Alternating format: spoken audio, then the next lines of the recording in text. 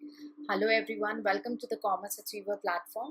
इस वीडियो के थ्रू हम कंटिन्यू कर रहे हैं कॉस्ट अकाउंटिंग में टॉपिक प्रोसेस कॉस्टिंग। ठीक है, तो हमने अभी तक काफ़ी न्यूमेरिकल्स कवर कर लिए हैं और इस वीडियो के थ्रू हम कवर करेंगे इंटर प्रोसेस। ठीक है, इसकी थ्योरी मैंने आपको ऑलरेडी बहुत ही डिटेल में एक्सप्लेन कर ली है, तो उसका क्विक रिवीजन करेंगे एंड देन हम न्यूमेरिकल पे स्विच होंगे। तो आपके सामने स्क्रीन में न्यूमेरिकल चल रहा है, चलिए मैं आपके लिए रीड आउट कर लेती हूँ कि क्या है ये न्यूमेरिकल इंटर प्रोसेस कॉस्टिंग का। A certain product pass through three process before it's completed, यानी एक प्रोडक्ट है वो तीन प्रोसेस के थ्रू पास हो रहा है कंप्लीट होने से पहले। आउटपुट जो है एक प्रोडक्ट का वो इनपुट हो जाता है नेक्स्ट प्रोडक्ट का। ठीक है, तो output of each process is charge to the next process at a price calculated at a given profit of 20% on transfer price. Transfer price यानी ट्रांसफर प्राइस मीन्स एक से एक आउटपुट इसका 1 का निकल के जब 2 में जा रहा है तो जो 2 के पास आया है वो हो गया ट्रांसफर प्राइस। ठीक है, ट्रांसफर प्राइस कितना बोला? 20% on transfer price. Transfer price को हम अपने लिए सेल प्राइस भी मान सकते हैं। अगर मार्केट में बेच रहे होंगे तो वो सेल हो जाता, बट अगर दूसरे ब्रांच को या अपने दूसरे प्रोसेस को दे रहे हैं तो वो ट्रांसफर प्राइस हो गया। ठीक है, और 25% ऑन कॉस्ट प्राइस। ठीक है, तो आपको ये भी मैंने कैलकुलेट करना सिखाया है कि कैसे आपको इन दोनों में से एक दिया रहता है और आपको दूसरे में कैलकुलेट करना है। ठीक है, तो जिनको नहीं किया हुआ है वो फिर से प्रैक्टिस करेंगे उसको। ठीक है, फिर क्या बोला है? Output of process 3 is charge to the finish stock on similar basis. There was no work in progress at the beginning of the year and overhead has been ignored. Stock in each process has been valued at a prime cost of the process. ठीक है, तो आपके सामने detail दी है direct material, direct wages की, और stock on 31 मार्च दिया हुआ है और ईयरली सेल्स दिया हुआ है। ठीक है, और बोला जा रहा है कि आप प्रोसेस कॉस्ट अकाउंट बनाएं। तो चलिए हम देख लेते हैं प्रोसेस कॉस्ट।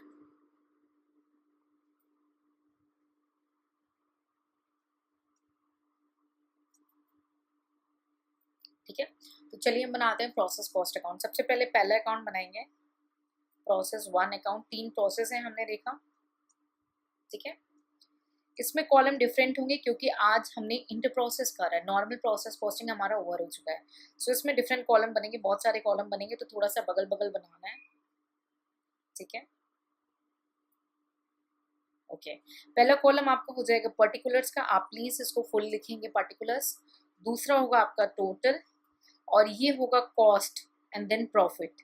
यानी कॉस्ट और प्रॉफिट को जब ऐड करते हैं तो उसका टोटल आएगा, वो टोटल के कॉलम में आ जाएगा। ऐसे डेबिट साइड में आपने लिखा है वैसे ही आप क्रेडिट साइड में भी लिखेंगे।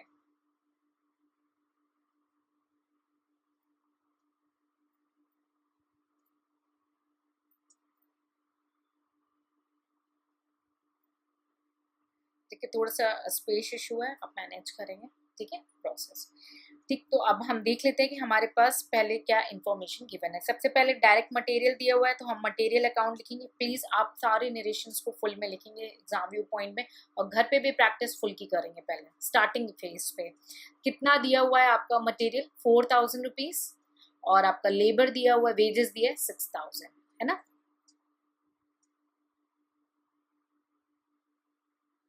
और आपका वेजेस दिया हुआ है 6000। ठीक है, टोटल कितना हो गया आपका? 10,000। ठीक है, अब आपका क्लोजिंग स्टॉक जो है वो गिवन है 2000। क्लोजिंग स्टॉक दिया हुआ है ना, क्लोजिंग स्टॉक आप पूरा लिखेंगे। ठीक है, 2000। ठीक है, बैलेंसिंग निकाल देंगे तो आपका क्या आ जाएगा? प्राइम कॉस्ट आ जाएगा। Prime cost 8000। अब इस कॉस्ट में प्रॉफिट जुड़ा हुआ है। ठीक, तो हमें क्या दिया था? 20% ऑन दी ट्रांसफर प्राइस और 25% ऑन दी कॉस्ट, और ये हमारा क्या निकला है? कॉस्ट। तो हम सीधे क्या कर लेंगे? 25% ऑन दी कॉस्ट। तो ये हमारा प्रॉफिट निकल आ जाएगा, gross profit to gross profit, bracket में लिख दो 25% ऑन कॉस्ट दिया हुआ था ना, कॉस्ट प्राइस। कैलकुलेट कर लेंगे आप इसको।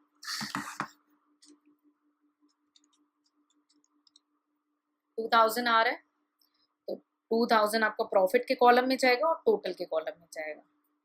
ठीक है,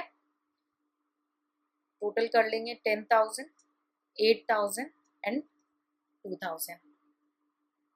ठीक है, इसको ट्रांसफर कर लेंगे बाय प्रोसेस टू अकाउंट्स में, 10,000, 8,000 एंड लास्ट में आपका स्पेस नहीं है, मैं लिख दे रही हूँ 2,000, ठीक है।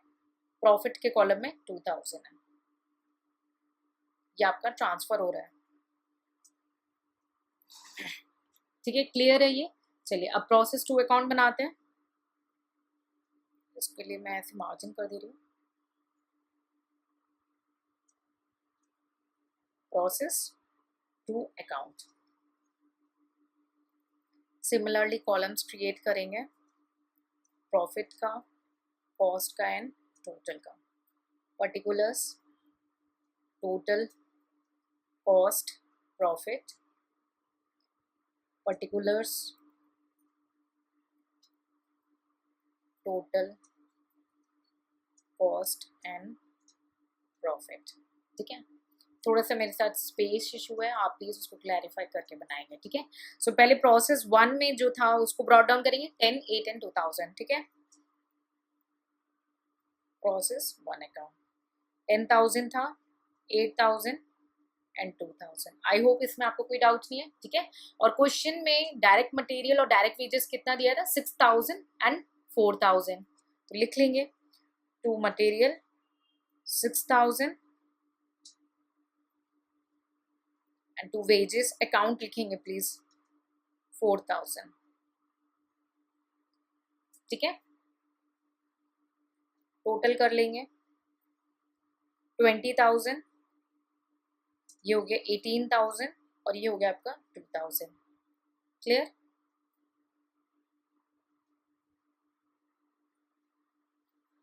अब क्या है, closing stock less closing stock account कितना है, 4,000। अब क्या है कि इसमें हमारा प्रॉफिट मार्जिन भी क्लोजिंग स्टॉक में जुड़ा होगा। अब हम इसमें से, क्योंकि पहला का कुछ कैरी फॉरवर्ड भी है, उसमें भी प्रॉफिट मार्जिन है, ये 2,000 रुपये है ना प्रॉफिट, तो ये कॉस्ट में भी हमारा प्रॉफिट इंक्लूडिंग है, तो अब हमें इसको अलग करना होगा क्लोजिंग स्टॉक से भी, ठीक है। आपने देख लो टोटल क्या है 20,000 और प्रॉफिट तब कितना है 2,000। So when total cost is 20,000, profit लिखेंगे P इज इक्वल्स टू 2,000 था, ठीक है। What if when closing stock is कितना है आपका 4,000, देन प्रॉफिट कितना होगा,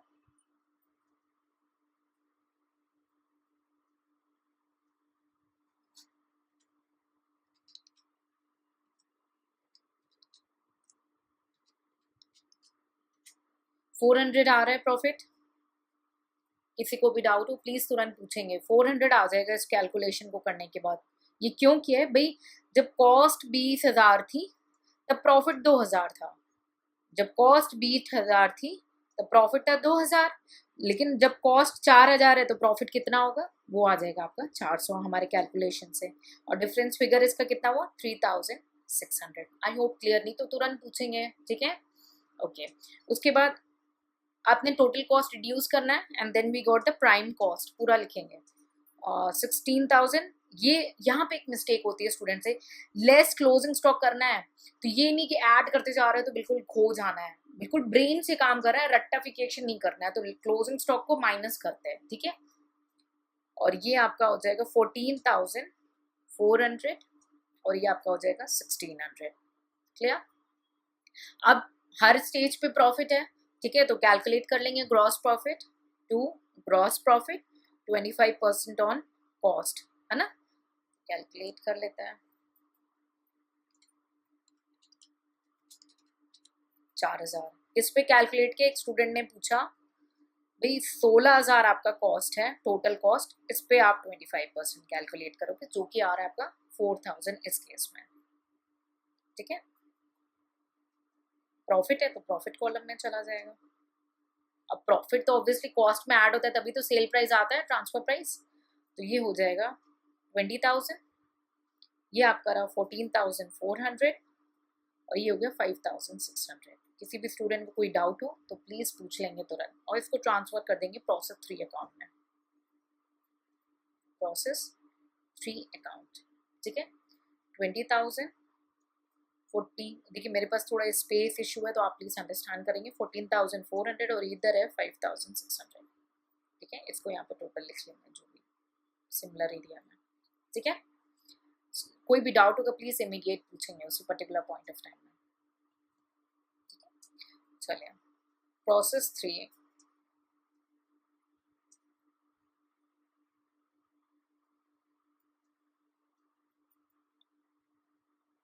प्रोसेस 3 अकाउंट। ठीक है, this is the last process account. Same columns create कर लेंगे। Particulars, total, cost and profit, particular, total, cost and profit, पूरा पूरा लिखेंगे। ये नहीं बोलेंगे मैम आपने शॉर्टकट मारा तो अपने नहीं मारा। ठीक है, प्रोसेस 2 से अमाउंट लेकर आएंगे। प्रोसेस 2 अकाउंट से कितना था, और 20,000, 14,400, 20,000, 14,000, सॉरी 14,400, 14,400 एंड 5,600। डायरेक्ट मटेरियल या मटेरियल था 2,000 और वेजेस है 8,000।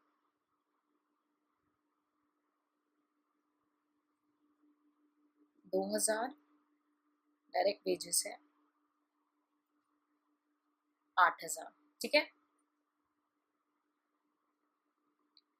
टोटल कर लेंगे तो टोटल कॉस्ट आ जाएगी 30,000, 24,400, 5,600।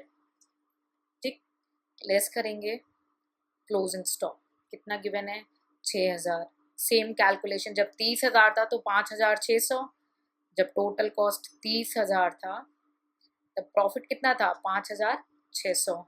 अब जब क्लोजिंग स्टॉक भी तो कॉस्ट पे गिवन है ना 6,000, तब इसका प्रॉफिट पोर्शन कितना होगा, तो भाई 5,600 बाई 30,000 इंटू 6,000 कैलकुलेट कर लेंगे।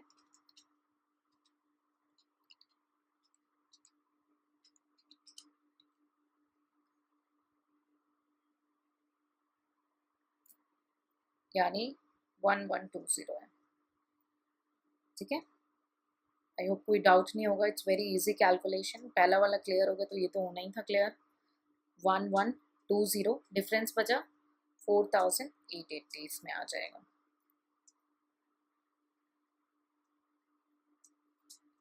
टोटल कॉस्ट से आप क्लोजिंग स्टॉक माइनस करेंगे तो आपका आ जाएगा प्राइम कॉस्ट आ जाएगा ना 24,000, 19,520। प्रॉफिट मार्जिन भी रिड्यूस होगा 4,480। ग्रॉस प्रॉफिट निकाल लेंगे, सेम वही 25% ऑन कॉस्ट। तो कॉस्ट कितनी है, कॉस्ट आपकी 24,000 पे 25%। ये सारे वर्किंग नोट दोगे एग्जाम में। ठीक है, एग्जाम में बिल्कुल भी कोई कॉम्प्रोमाइज नहीं होना चाहिए वर्किंग नोट से, रिक्वेस्ट है आपसे। 6,000, ठीक है 6,000 हो गया। अब कॉस्ट से प्रॉफिट ऐड होता है तभी तो सेल प्राइस या ट्रांसफर प्राइस आती है।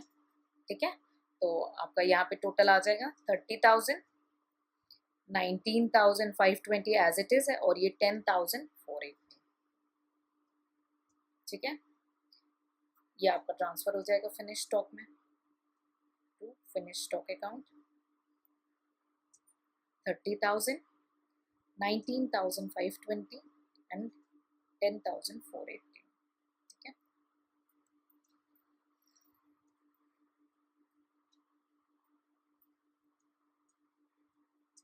आई होप क्लियर हो। ठीक है,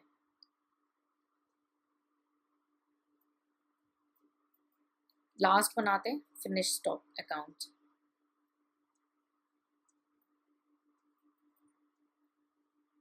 ठीक है, फिनिश्ड स्टॉक अकाउंट बनाएंगे। ठीक है, सेम कॉलम्स क्रिएट करेंगे please. Particulars, total, cost and profit, particular, total, cost and profit. ठीक है,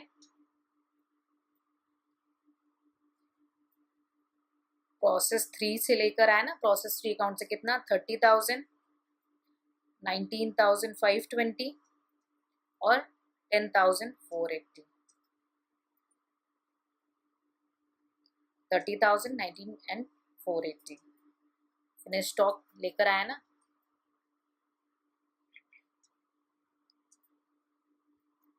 कोई डाउट हो यहाँ तक तो पूछेंगे प्लीज, क्योंकि क्वेश्चन में हमारी सेल दी हुई है ना 36,000 की, और उसका भी क्लोजिंग भी दिया हुआ है 3,000, इसीलिए उसको थोड़ा सा अच्छे से समझेंगे। फिनिश स्टॉक का भी क्लोजिंग दिया हुआ है, तो लेस कर देंगे क्लोजिंग स्टॉक इसका कितना था 3,000। अब प्रॉफिट सेम वे में कैलकुलेट कर लो भाई, 30,000 था तो 10,480,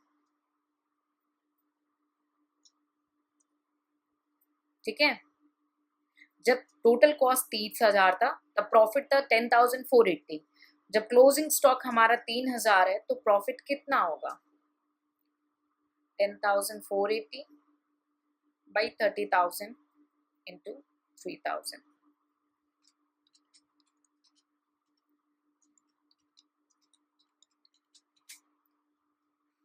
ये आ रहा है आपका 1,047.99, हम 48 कर ले रहे हैं राउंड ऑफ में, 1,048, ठीक है 1048, ठीक। डिफरेंस आ जाएगा 1952। क्लोजिंग स्टॉक माइनस होता है तो कितना बचा ये 27,000, ठीक 17,568, और ये आपका बचेगा 9,432, ठीक। सिमिलरली ग्रॉस प्रॉफिट कैलकुलेट कर लेंगे, आ जाएगा 6। ग्रॉस प्रॉफिट कैसे कैलकुलेट करेंगे, डायरेक्ट 25% नहीं, क्लोजिंग स्टॉक तक बोला था वहां पे, ठीक है, कि जो है वो कॉस्ट पे है। यहाँ पे सेल कर रहे हैं है ना, स्ट्रेट अवे सेल कर रहे हैं। कितने में सेल कर रहे हैं हम देख लेते हैं एक बार क्वेश्चन में।